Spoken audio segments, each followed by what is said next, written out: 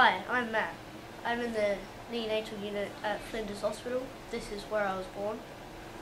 And this personal project tells how I was born 8 weeks early. My parents had been married for a couple of years when they found out they were having a baby. That baby was me. Everything was going okay until partway through the pregnancy something went wrong. And I was 32 weeks pregnant, so I was about 8 weeks to go, and something went wrong. I'd been very tired and I woke up from a nap and something was definitely wrong. So Jarrod rushed me down to the hospital and the doctors said that it was placental abruption.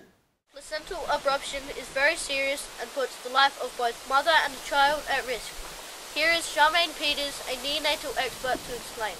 The placenta is like a big liver type organ that's attached to mum's uterus on the inside, and that the placenta has the baby's umbilical cord attached to it and then attached to the baby.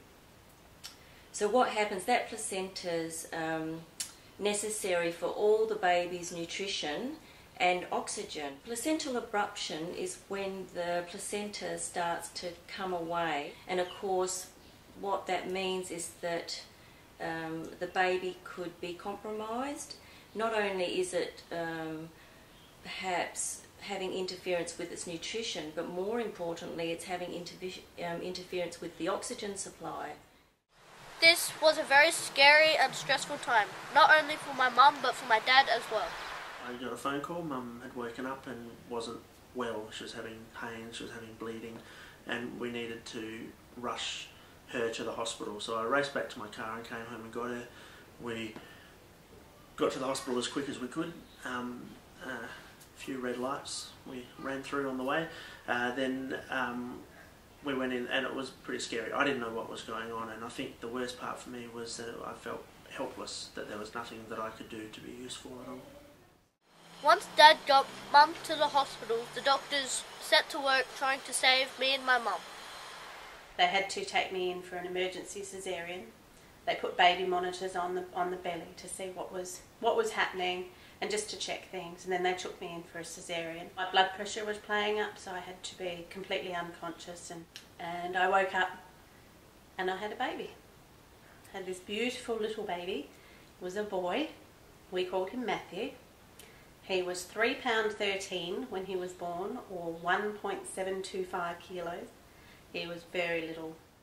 I was so small that I couldn't feed properly and had some trouble breathing on my own. Started off in the intensive care side in an incubator to keep you all nice and warm.